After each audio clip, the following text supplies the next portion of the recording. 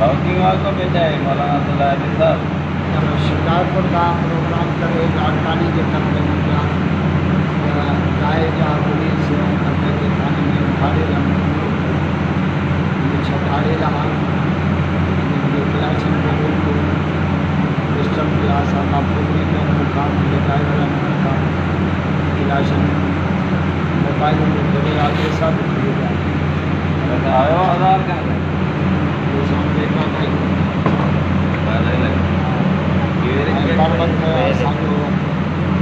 कायदे सिंध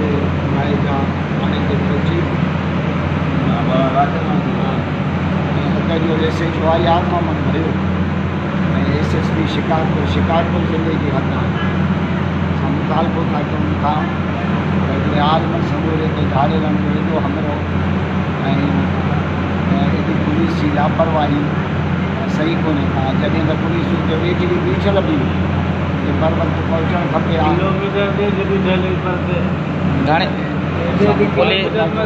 डेढ़ किलोमीटर ते हुते पुलिस बीठी पुलिस मोबाइल SSP शिकारपुर का SHO यादवन भयो साहब जे कॾहिं खुशी कंदा सुभाणे ताईं उहो मिली वेंदो उन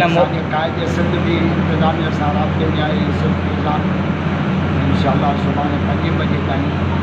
जेका मोबाइल हुते मौजूद बीठी हुई उन में SHO हुयो पाण SHO पोइ आयो वाक़े खां पोइ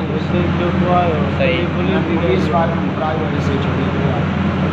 उते जेॾीमहिल तव्हां सां वारदात थी उते ॿियनि खां कंहिंखां बि वारदात कयूं मोटरसाइकिल वारो असांखे सही सही पोइ इंतिज़ामिया छा तव्हांखे जेको आहे तो ॾिनो हुते जवाबु असांजो नंबर लिखाई असांखे पुलिस मोबाइल ॾिनई सही सखर ताईं छॾे सखर ताईं पुलिस मोबाइल पूरो मोहम्मद मरी साहब सही अस्पताल वठी आयो हुन वटि राति जा नंबर बि हुया जमात जा सही हुन असांजी काफ़ी मदद कई त वॾे अस्पताल में वठी आयो इमरजेंसी जे डॉक्टर मौजूदु हो अलहमदुलिल्लाह गवर्नमेंट इंतज़ामिया बिल्कुलु डॉक्टर अताउन साहब जी केतिरा तव्हां में आयो मोहम्मद साहब असांजी ॾाढी ख़िदमत कई रिस्पेक्ट कयूं माशाअल्लाह पटी कई हर वक़्तु दवाऊं ॾिनियूं हर क़िस्म जी मदद कई हाणे तव्हांजी तबियत सही आहे पाण चाहींदड़नि खे ॿुधायो अलहमदुलिल्लाह मां ख़ैरियत सां आहियां असांजे जमात जो बि ख़ैरु हुजे घर वारनि जो बि मां ख़ैरियत सां